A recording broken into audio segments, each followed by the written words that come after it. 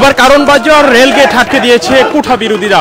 দর্শক, আজকে সকাল থেকে যে সারা দিন ব্যাপী যে বাংলা ব্লকেট কর্মসূচি পালন করা হচ্ছে, এই মুহূর্তে কারণ বাজারে ঢাকার সাথে যে সকল রেল যোগাযোগ তারা বন্ধ করে দিয়েছে এবং আমরা এই মুহূর্তে দেখতে পাচ্ছি কিন্তু রেল লাইনের উপরে একটি কাঠের ফেলে দিয়েছে, কাঠের টুকরো ফেলে তারা কিন্তু আটকে দিয়েছে। এই মুহূর্তে আমরা কথা বলবো এখানে যারা আন্দোলন করছে তাদের সাথে আমরা একটু কথা বলবো যে আপনারা জানেন যে কিছুক্ষণ আগে কিন্তু হাইকোর্ট একটা রায় দিয়েছে, এই রায়টাকে আপনারা কিভাবে দেখছেন?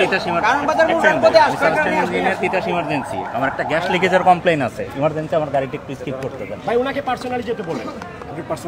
না না না, আমার গাড়ি পার্সোনালি গাড়ি যেতে দাও যাবে না। আমরা যাইতে দিব না, আমার টুল বক্স গাড়ি। আচ্ছা দেখো, যদি ম্যাটেরিয়ালস টুলস থাকে তাহলে ছেড়ে দাও। এটা আমার টুল বক্স গাড়ি, ইমার্জেন্সি এটা। উনি আমাদের সাথে কথা বলবেন। আমি বলি নাই যে উনি আমাদের সাথে কথা বলতে চান। আপনি ওনাদের সাথে কেন কথা বলছেন না? আমি বলছি আমি আপনার সঙ্গে এসে কথা বলতেছি, দ্যাটস ওয়াই আমি আপনার কাছে আসি। আমার এই সমস্যা, আমরা এখানে সবাই সমান। আমি পার্সোনালি আপনাকে চিনি, দ্যাটস ওয়াই আমি আপনার কাছে আসি। এটা কি ইমার্জেন্সি আপনার মনে হয়? কোনটা? গ্যাস লিকেজের কথা? আমার কমপ্লেইন এটা বাড্ডাতে কোন হচ্ছে আপনার কাছে কমপ্লেইন, আমার রেজিস্টার কমপ্লেইন। আমি ইমার্জেন্সি কোথায় কোথায় রেজিস্টার কমপ্লেইন কোথায়? আসতো আমি বলছি আমার রেজিস্টার কমপ্লেইন। আপনি ফোন দেন, তারপর আমরা সবার সামনে কথা বলি, দেখি কোথায় আছে। এখন যদি এইটা নিয়ে আপনারা আমরা এটা নিয়ে করছি। আমার লেবাররা ইনস্ট্রুমেন্টরা বসে আছে, ফোন দেন, আমরা লাউড স্পিকার শুনি। এক সেকেন্ড আমাকে জায়গা দেন। এখানে বসে দেন, এখানে বসে দেন। আমার মনে হচ্ছে কেন যেন আপনি গ্যাস ওই যে আমার ইমার্জেন্সি কার, আমি সিগন্যালের সাথে আমাকে গাড়িটাতে যেতে দিতে হবে, নাহলে ওইখানে গ্যাস লিকেজ। এখন ঘটনা হচ্ছে আমাকে পরে এটা আমাদেরকে দায়বদ্ধতা জবাবদিহি করতে হবে। দ্যাটস ওয়াই আমি আপনাকে বলছি গ্যাস লিকেজ হইছে, একটা ডকুমেন্ট থাকে না। আচ্ছা একজন দায়িত্বপ্রাপ্ত আছে, ফোন দেন। আচ্ছা একটু সাইড দেন আমাকে, আমি কথা বলতে দিচ্ছি। আপনি তো শুনেছেন, আপনি তো তাকে রেডি করে নিয়ে আসবেন। না না না, আমি এখানে কথা বলবো, আমি এখানে বসে আচ্ছা রনি ভাই, আজকে আপনারা রেল লাইন অবরোধ করেছেন, কিছুক্ষণ আগে হাইকোর্ট একটা রায়ও দিয়েছে, সেই হাইকোর্টের রায়টাকে আপনারা কিভাবে দেখছেন? দেখেন, হাইকোর্টের সাথে আমাদের কোনো সে নাই। আমাদের এখন হচ্ছে গিয়ে সরকার নির্বাহী বিভাগের সাথে হচ্ছে গিয়ে আমাদের সাথে ডিল হবে, তাদের সাথে কথা হবে। যতক্ষণ পর্যন্ত আমাদের দাবি মেনে নেওয়া হচ্ছে ততক্ষণ পর্যন্ত আমাদের আন্দোলন চলছে, আমাদের আন্দোলন চলবে। রেল লাইনে আপনারা কতক্ষণ আছেন? আমরা আজকে সারাদিন সকাল সন্ধ্যা চলবে রেল লাইন অবরোধ। যদি কেউ আমাদের দাবি যদি অতি দ্রুত মেনে না নেওয়া হয়, তাহলে এই যে এখন যে অবস্থা দেখছেন, শুধু সকাল সন্ধ্যা না, সারা বাংলাদেশ অচল থাকবে। আমরা শুধু এটুকু জানি। বুঝি না কি বলবো। রেল লাইন অবরোধ করতে আপনারা বাধা এখন পর্যন্ত হয়নি।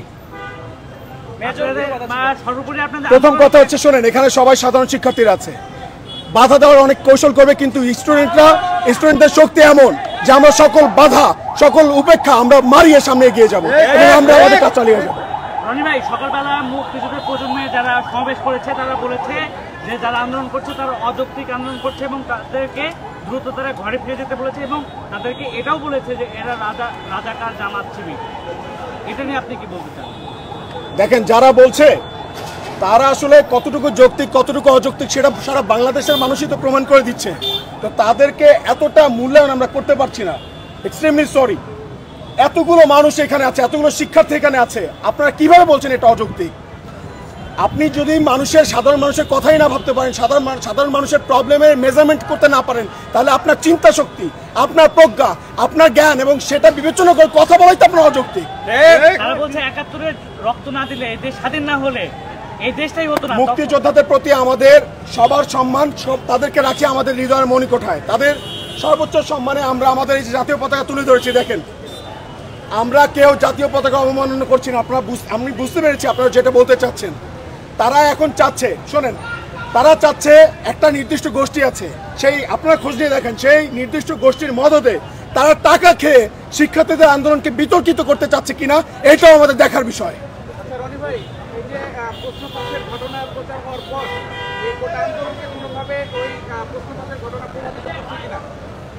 দেখেন, প্রথম কথা হচ্ছে আমাদের দাবি একটা, আমাদের দফা একটা, আমাদের দফা নিয়ে আমরা স্থির থাকবো, অনড় থাকবো। এখানে যত রকম অপকৌশল চালাক না কেন, যাই হোক না কেন, আমরা কেউ বিভ্রান্তির মধ্যে নাই। আমরা আমাদের দাবি আদায় করে তারপর ঘরে ফিরবো।